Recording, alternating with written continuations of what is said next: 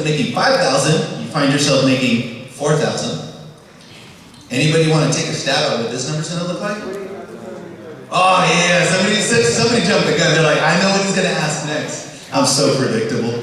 I'm super cheesy too. That's why the slides are in yellow. Okay, no, so like 48,700. I don't know if you got like the 30, but he was pretty close. Did you? I wish I had something to like give you, like, oh, you get a free something. I have some notes if you guys want some after. All right, so that like all of a sudden, you know, like again, man, this makes us humble. It's like, wow, man, I had all this money, and then before I even get to spend it, so much gets taken away, right? But the reason why I want to talk about this is because when you start making money, it's very common, and it's not a knock on you or your generation or anything, your background, all of us, we're subject to this, that the more money we make, the more we want to spend. Because now the things that we wanted to get, now we have the resources to get those things. So it's natural psychology, human behavior to spend more when we make more. So I wanted to create this example to make you very aware of what starts happening with your money as soon as you start making it. So now let's jump into the conversation about budgeting. This is what I did not do. This is what nobody talked to me about when I was in high school, when I got my work permit, when I had my first job. Nobody talked to me about budgeting. They just said, yeah, don't spend all your money. Okay, that's it. So I want to create a model for you. Oh, that didn't come out. Okay. Okay, that's a little better. I don't know what happened on that first one, sorry.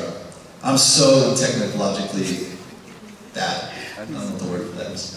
But, so what I did was I created an average between that medium wage earner and the minimum wage, okay? So that's where I got $2,780 a month. So I created a blend. Again, I don't know if all of you here are going to go to a 4-year school and you're not going to work for 4 years. I don't know if some of you are going to join the workforce immediately. Maybe some of you are going to go to vocational school and you're going to learn a trade. I don't know what's going to happen. So I wanted to create a very honest blend for you.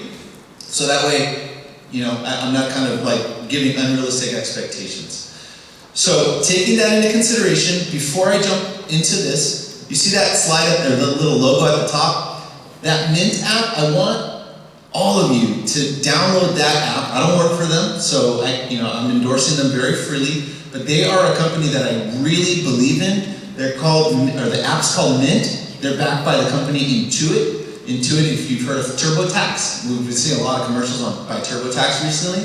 So Intuit is the company behind them. They're a very strong, solvent, secure company, and they have a budgeting software. Makes it super, super easy. You don't even have to come up with a budget on your own. They have software, they help you figure things out.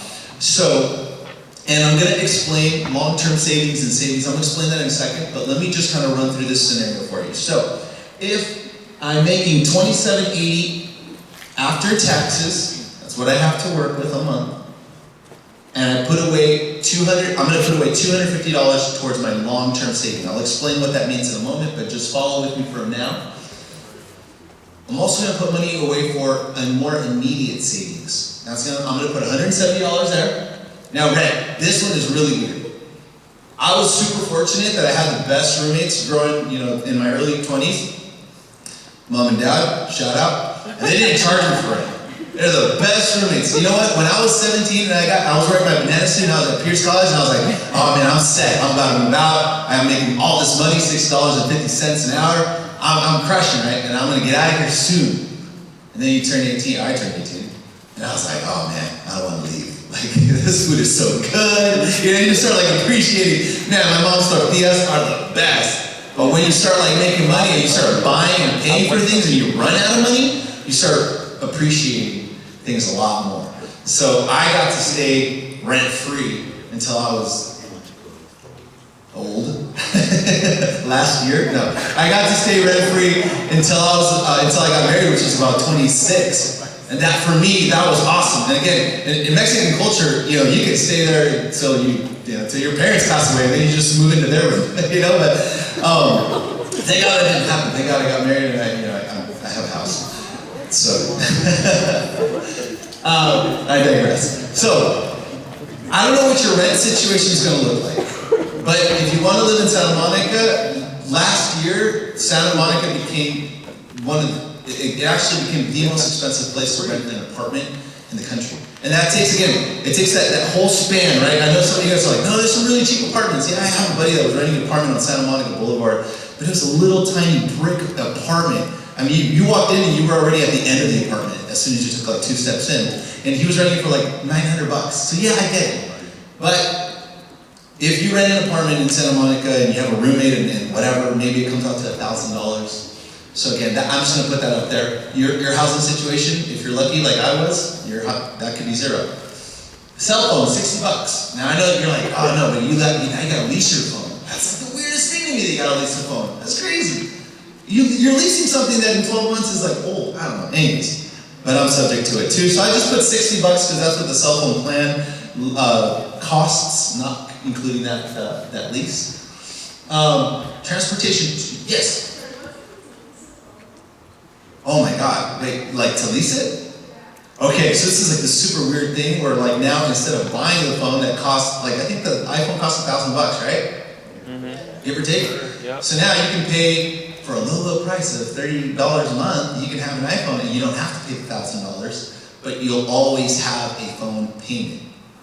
Okay, so, and then that concept is true to cars as well. And we'll talk about that in a second. But you don't have to buy a car, you can pay it for a low price, but you'll never get rid of that payment because you'll never own it. I don't own this. This phone belongs to Sprint. Right? They're letting me borrow it. And if I break it, then I have to buy it. Transportation, $200. Why did I put $200? Because you ride birds and limes a lot, right? No. $200 is going to be, I was doing some research. Honda, Hyundai, Toyota, and Kia all have a car right now that you can lease for about $150 a month. That's crazy. So that's amazing. That's pretty cool. I don't want to get into like, should you lease, should you buy? I'm not going to do that this morning. Do some research, talk to some people.